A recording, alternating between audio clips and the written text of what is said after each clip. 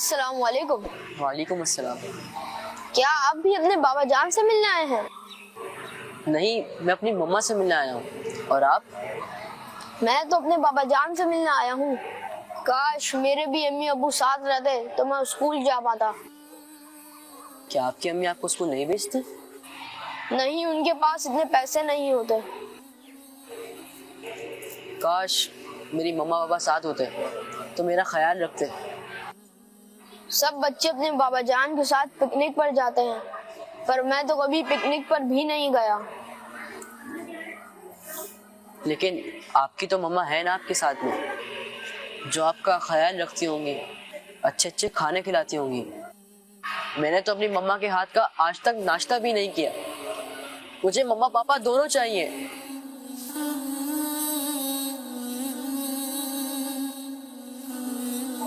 बेटा मुलाकात का वक्त हो गया है, आप दोनों मेरे साथ चलें।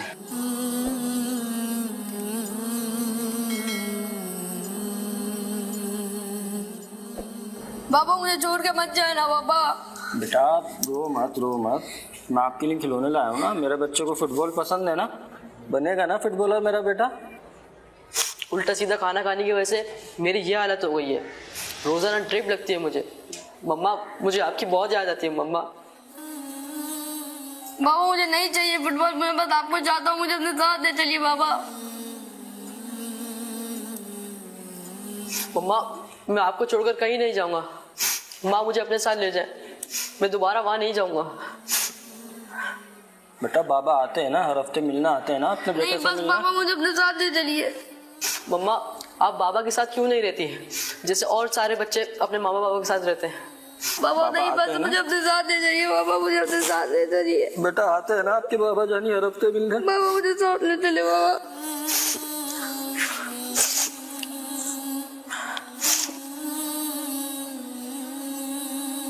मुलाकात का वक्त खत्म हो गया है। बाबा मुझे अपने साथ ले चलिए ना। बेटा आते हैं, बाबा आते हैं ना हर हफ्ते मिलने। बाबा मुझे अपने साथ ले चलिए। बाबा मुझे अगले अपने हफ्ते साथ ले चलिए बाबा। बेटा बाबा फिर आएंगे अगले हफ्ते। बाबा मुझे अपने साथ बाबा ले फिर चलिए आएंगे अगले बाबा। हफ्ते।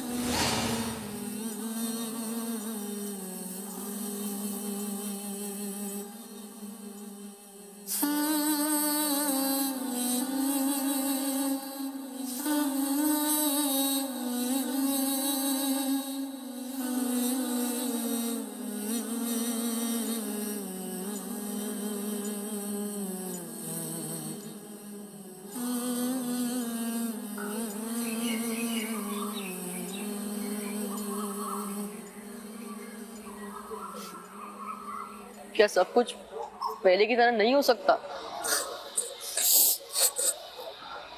क्या क्या वो हमारे लिए नहीं हो सकते?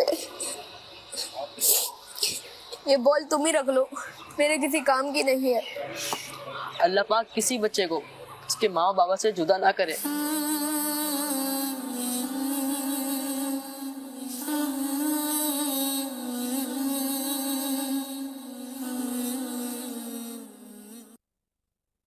जी मदनी चैनल के नादरीन, अल्लाह किसी बच्चे को अपने माँ बाप से दूर ना करे। ये माँ बाप गुस्से में आकर, जज्बात में आकर जल्दी फैसला कर लेते हैं। आजकल तो ये अजीब सी बातें सुनने को मिली कि शादी को चंद महीने हुए और लड़की कहती है मैंने तलाक लेनी है, लड़का कहता है मैं बर्दाश्त नहीं कर सकता, मैंने तलाक देनी है। बल्कि बदकिस्मती है कि अब तो माँ बाप भी बच्ची को कहते हैं घबराओ नहीं, आ जाओ मेरे पास, मैं तुम्हारी दूसरी शादी करवा दूंगा, अपने ससुराल से तलाक लेकर आ जाओ। और वो अपने बच्चों को लेकर जब अपने वालिदैन के घर जाती है, वालिद बेचारा कोशिश करता है बहन को अपनी बेटी को पालता है, मगर वो सोचते नहीं कि जब वालिद का इंतकाल होगा तो क्या भाई अपनी बहनों को उस तरह टेक केयर कर सकेगा? ना करे ऐसा। इतने सारे या शादीशुदा अफराद बैठे होंगे, मैं आपको जिंदगी का एक तजर्बा बताना चाहता हूँ। शादी के जो शुरू के साल होते हैं ना प्यारे इस्लामी भाइयों, पहले 3, 4, 5 साल तकरीबन सभी के घरों में कुछ ना कुछ मसाइल होते हैं और लोग इन्हीं दिनों में तलाक कर देते हैं।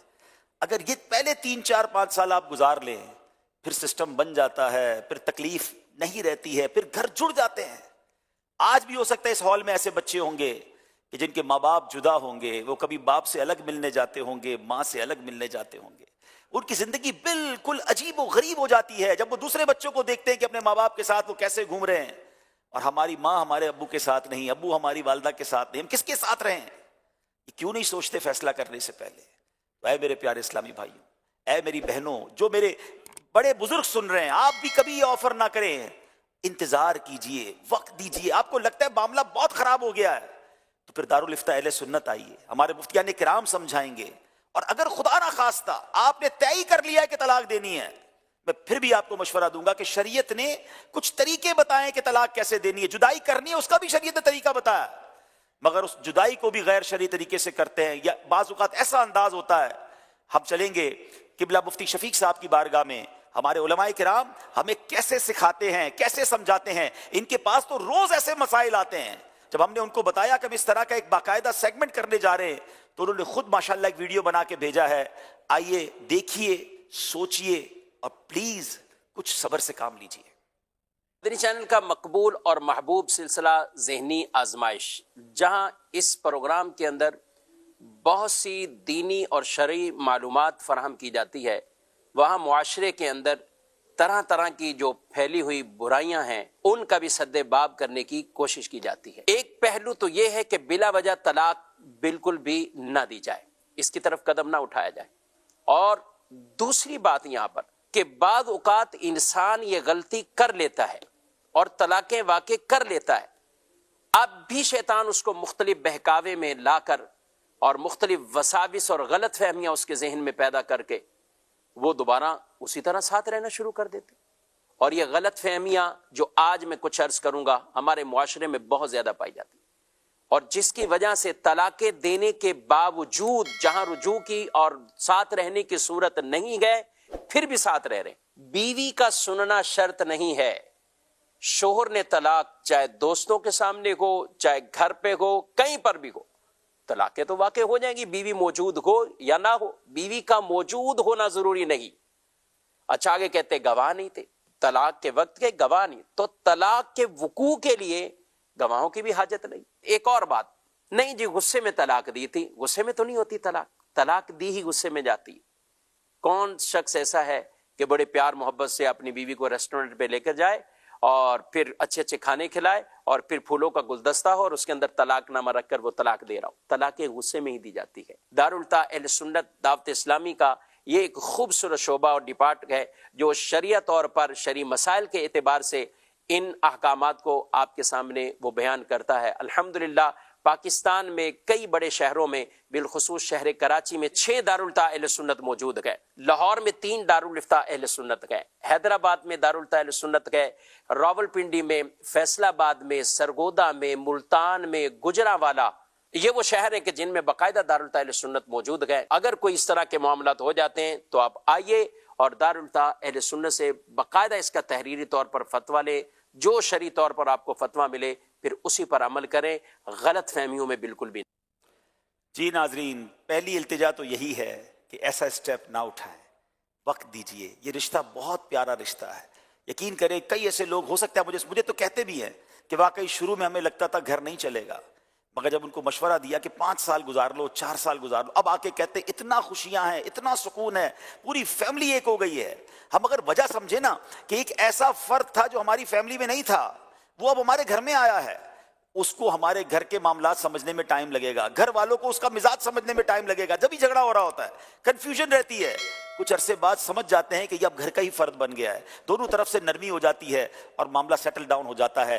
तो खुदारा अपने रिश्तों को वक्त दीजिए, और अगर खुदा ना खास्ता मैंने जैसे कहा कि ये करना भी है तो दारुल इफ्ता अहले सुन्नत से जरूर राब्ता करें। ऐसा ना हो कि कोई ऐसा काम कर बैठें जो फिर हराम हो जाए और गुनाह जारिया का काम हो जाए, तो दारुल इफ्ता की रहनुमाई भी आपको मिल गई है।